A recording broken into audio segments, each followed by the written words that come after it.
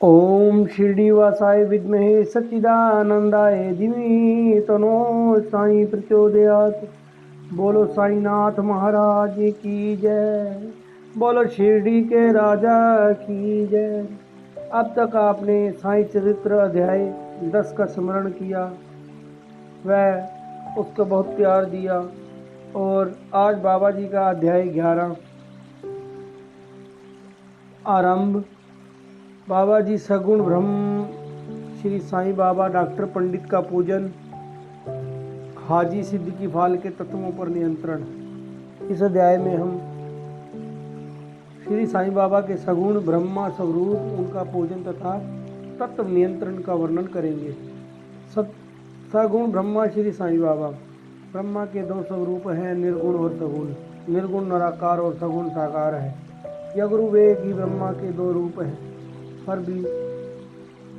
फिर भी किसी को निर्गुण और किसी को सगुण उपासना में दिलचस्पी होती है। जैसा कि गीता के अध्याय 12 में वर्णन किया गया है, सगुण उपासना सरल और श्रेष्ठ है। मनुष्य स्वयं आकार में है, इसलिए उसे ईश्वर की साकार उपासना स्वभावत ही सरल है। जब तक कुछ काल सगुण ब्रह्मा की उपासना न की जाए, तब तक प्रेम और भक्ति में वृद्धि ही नहीं होती। सगुणोपासना में जैसे जैसे हमारी प्रगति होती जाती है, हम निर्गुण ब्रह्मा की ओर अग्रसर होते जाते हैं। इसलिए सगुण उपासना से ही श्री गणेश करना अति उत्तम है। मूर्ति, वेदी, अग्नि, प्रकाश, सूर्य, जल और ब्राह्मण आदि सप्त उपासनाएं की वस्तुएं होते हुए भी सतगुरु ही इन सभी में श्रेष्ठ है।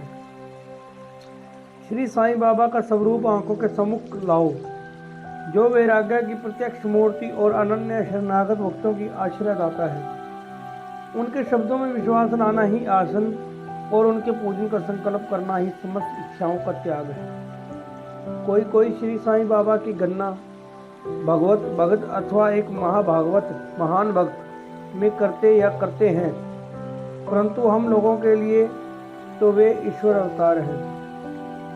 वे अत्यंत क्षमाशील, शांत, सरल और संतुष्ट थे, जिनकी कोई उपमा ही नहीं दी जा सकती थी। यद्यपि वे शरीरधारी थे, पर यथार्थ में निर्गुण, निराकार, अनंत और नित्य मुक्त थे।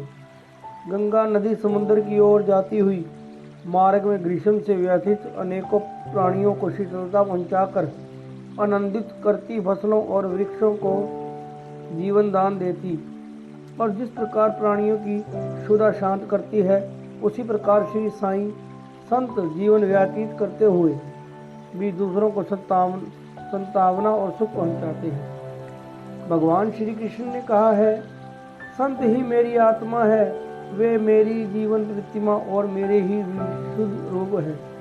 मैं स्वयं वही हूँ। यह अवर्णनीय शक्तियाँ या ईश्वर की शक्ति, जो कि सत्य, चित्त और आनंद है, शिरडी में साईं रूप में अवतरित हुई थी, और श्रुति में ब्रह्मा को आनंद कहा गया है। अभी तक यह विषय केवल पुस्तकों में पढ़ते और सुनते थे, परंतु भक्तगण ने शिरडी में इस प्रकार का प्रत्यक्ष आनंद पा लिया है। बाबा सबके आश्रयदाता थे, उन्हें किसी की सहायता की आवश्यकता न थी। उनके बैठने के लिए भक्तगण एक मुलायम आसन और एक बड़ा तकिया लगा देते थे। बाबा भक्तों के भावों का आदर करते और उनकी इच्छा अनुसार पूजा आदि करने देने में किसी प्रकार की आपत्ति न करते थे। कोई उनके सामने च्यवन डुलाते, कोई वाग बजाते और कोई पाद प्रक्षालन करते थे। कोई इत्र और चंदन लगाते, कोई सुपारी, पान और अन्य वस्तुएं भेंट करते, और कोई नैवेद्य ही अर्पित करते थे। यद्यपि ऐसा जान पड़ता था कि उनका निवास स्थान शिरडी में है, परंतु वे तो सर्वव्यापक थे। इसका भक्तों ने नित्य प्रति अनुभव किया। ऐसे सर्वव्यापक गुरुदेव के चरणों में मेरा बार बार नमस्कार है। डॉक्टर पंडित की भक्ति।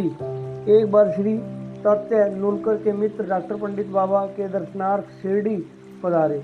बाबा को प्रणाम कर वे मस्जिद में कुछ देर तक बैठे। बाबा ने उन्हें श्री दादा भट्ट केलकर के पास भेजा, जहाँ पर उनका अच्छा स्वागत हुआ। फिर दादा भट्ट और डॉक्टर पंडित एक साथ पूजन के लिए मस्जिद पहुंचे।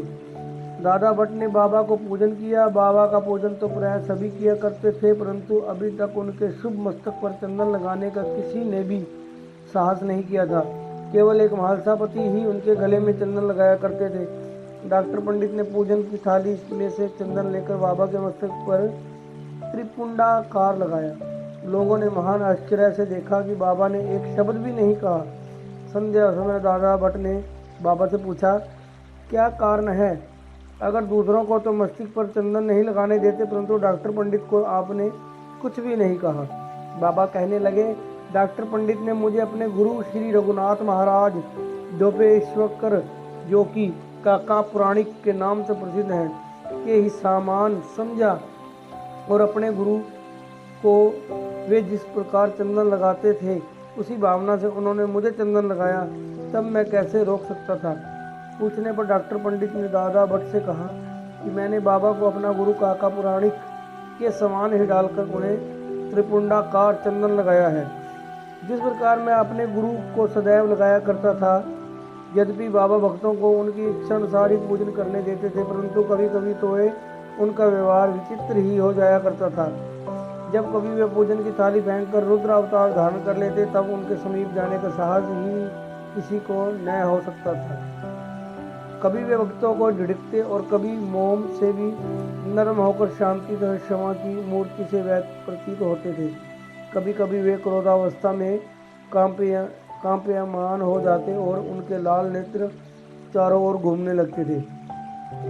तथापि उनके अंतकरण में प्रेम और मात्र स्नेह का स्रोत बहा ही करता था। भक्तों को बुलाकर वे कहा करते थे कि उन्हें तो कुछ ज्ञात ही नहीं है कि वे कब उन पर क्रोधित हुए। यदि वह संभव हो कि माताएं अपने बालकों को ठुकरा दें और समुद्र नदियों को लौटा दें, तो ही वे भक्तों के कल्याण की अपेक्षा कर सकते हैं। वे तो भक्तों के समीप ही रहते थे और जब भक्त उन्हें पुकारते हैं तो वे तुरंत ही उपस्थित हो जाते हैं। वे सदा भक्तों के प्रेम के भूखे हैं। हाजी सिद्दीकी फाल्के।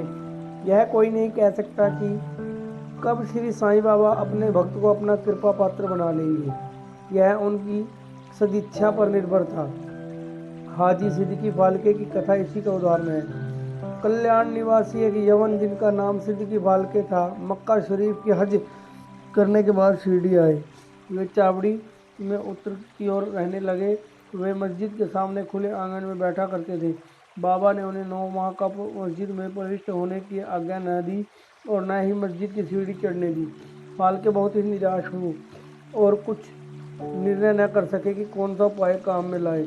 लोगों ने उन्हें सलाह दी कि आशा न त्यागो, श्यामा श्री साईं बाबा के अंतरंग भक्त हैं, तुम उनके ही द्वारा बाबा के पास पहुंचने का प्रयत्न करो।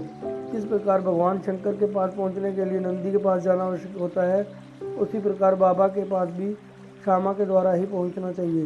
फाल्के को यह विचार उचित प्रतीत हुआ और उन्होंने श्यामा से सहायता की प्रार्थना की। श्यामा ने भी आश्वासन दे दिया और अवसर पाकर वे बाबा से इस प्रकार बोले कि बाबा, आप उस बूढ़े हाजी को मस्जिद में किस कारण नहीं आने देते? भगत स्वेच्छा पूर्वक आपके दर्शन को आ जाया करते हैं, कम से कम एक बार तो उसे आशीष दे दो। बाबा बोले, श्यामा तुम अभी नादान हो। यदि फकीर अल्लाह नहीं आने देता तो मैं क्या करूं? उनकी कृपा के बिना कोई मस्जिद की सीढ़ियां नहीं चढ़ सकता। अच्छा, तुम उससे पूछ आओ कि वह 12वीं कुएं निचली पगडंडी पर आने को सहमत है। श्यामा स्वीकारात्मक उत्तर लेकर पहुंचे। फिर बाबा ने पुनः श्यामा से कहा कि उससे फिर पूछो कि क्या वह मुझे 4 किस्तों में 40,000 रुपये देने को तैयार है। फिर श्यामा उत्तर लेकर लौटे कि आप कहें तो मैं 40 लाख रुपए देने को तैयार हूँ। मैं मस्जिद में एक बकरा हलाल करने वाला हूँ। उससे पूछो कि उसे क्या रुचिकर होगा, बकरे का मांस, नाच या अंडकोश। श्यामा यह उत्तर लेकर लौटे कि यदि बाबा के भोजन पात्र में से एक ग्रास भी मिल जाए तो हाजी अपने और सौभाग्यशाली समझेगा। यह उत्तर पाकर बाबा उत्तेजित हो गए। उन्होंने अपने हाथ से मिट्टी का बर्तन उठाकर फेंक दी और अपनी कफनी उठाए हुए सीधे हाजी के पास पहुंचे। फिर उनसे कहने लगे कि व्यर्थ ही नमाज क्यों पढ़ते हो, अपनी श्रेष्ठता का प्रदर्शन क्यों करते हो? वह वृद्ध हाजियों के समान वेशभूषा तुमने क्यों धारण की है? क्या तुम कुरान शरीफ का इसी प्रकार पठन करते हो? तुम्हें अपने मक्का हज का अभिमान हो गया है, परंतु तुम इस मुझ में अनभिज्ञ हो। इस प्रकार डांट सुनकर हाजी घबरा गया।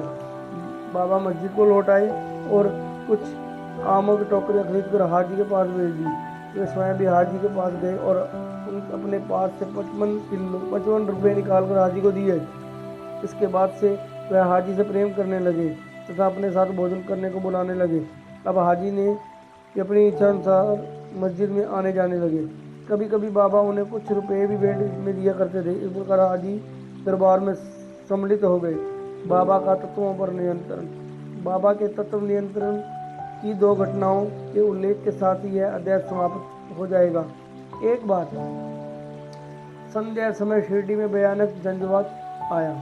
आकाश में घने और काले बादल छाए हुए थे। पवन जकोरों से बह रहा था। बादल गरजते और बिजली चमक रही थी। मूसलाधार वर्षा प्रारंभ हो गई। जहां देखो वहां जल ही जल दृष्टिगोचर होने लगा। सब पशु पक्षी और शिरडीवासी अधिक भयभीत होकर मस्जिद में एकत्रित हुए। शिरडी में देवियों तथा तो अनेकों हैं, परंतु उस दिन सहायता अर्थ कोई न आई। इसलिए सभी ने अपने भगवान साईं से, जो भक्ति के ही भूखे थे, संकट निवारण करने की प्रार्थना की। बाबा को भी दया आ गई और वे बाहर निकले।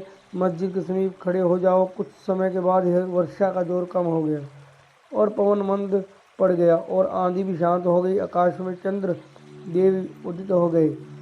तब सब लोग अति प्रसन्न होकर अपने अपने घर लौट आए। एक अन्य अवसर पर मध्याह्न के समय धूनी की अग्नि इतनी प्रचंड होकर जलने लगी कि उसकी लपटें ऊपर छत तक पहुंचने लगी। मस्जिद में बैठे हुए लोगों को समझ में नहीं आता था कि जल डालकर अग्नि शांत कर दे अथवा कोई अन्य उपाय काम में लावे। बाबा से पूछने का शायद भी कोई नहीं कर पा रहा था, परंतु बाबा शीघ्र परिस्थिति को जान गए। उन्होंने अपना फटका उठाकर सामने के खंभे पर बल प्रहार किया और बोले, नीचे उतरो और शांत हो जाओ। फटके की प्रत्येक ठोकर व लपटें कम होने लगी। कुछ मिनटों में ही धुनी शांत और यथापूर्वक हो गई। श्री साईं ईश्वर के अवतार हैं। जो उनके सामने नतमस्तक हो, उनके शरणागत होगा, उस पर वे अवश्य कृपा करेंगे। जो भक्त इस अध्याय की कथाएं प्रतिदिन श्रद्धा और भक्ति पूर्वक पठन करेगा, उसका दुखों से शीघ्र ही छुटकारा हो जाएगा।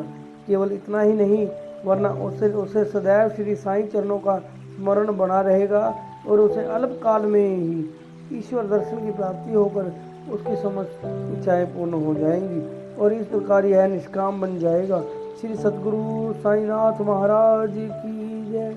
अध्याय 11 की समाप्ति होते हुए बोलो साईनाथ महाराज की जय।